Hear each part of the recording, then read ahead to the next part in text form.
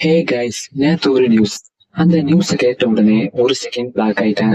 என்னால தாங்கிக்கவே முடியல. அந்த அளவுக்கு ஒரு டிப்ரெஷனுக்குள்ள போயிட்டேன். யாருக்கெல்லாம் கைலி ஹார்ட்னு தெரியும்? கான்வர்சஸ் ஆச்சுனால அவ்வளவு சூப்பரா நடிச்சிருப்பாங்க. அந்த செகண்ட் நான் அவங்களுக்கு ஒரு பெரிய ஃபேன் ஆயிட்டேன். ஆனா அவங்க இப்ப நம்ம கூட இல்லைன்னு சொல்லும்போது எப்படி இருக்கும்? ஆமாங்க, அவங்க இப்ப நம்ம கூட இல்ல. நேத்து நடந்த ஒரு அன்எக்ஸ்பெக்டட் கார் ஆக்சிடென்ட்ல அவங்க அந்த உலகத்தை விட்டு போயிட்டாங்க. பிறக்கும் போதே ஹியரிங் டிசபிலிட்டியோட பிறந்த இவங்க அவங்களோட நேச்சுரல் ஆக்டிங், எக்ஸ்பிரசிவ் பெர்ஃபார்மன்ஸ் மூலமா எல்லாரோட மனசுலயும் இடம் பிடிச்சாங்க.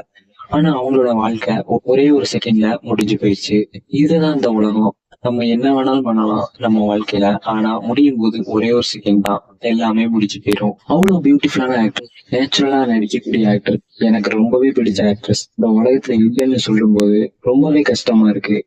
நம்பவே முடியல. ரொம்ப டிப்ரெஷனா இருக்கு. ரெஸ்ட் இன் பீஸ் ஹெய்லி ஹேட்டில். நீங்க எப்பவுமே எங்க மனசுல தான் இருப்பீங்க. ஓகே கைஸ், அவங்க நடிச்ச படங்கள் எல்லாத்தையும் நான் ரீவாட்ச் பண்ண போறேன். அப்படியாவது என் டிப்ரெஷன் குறையுதான்னு பார்க்கலாம். பாய்.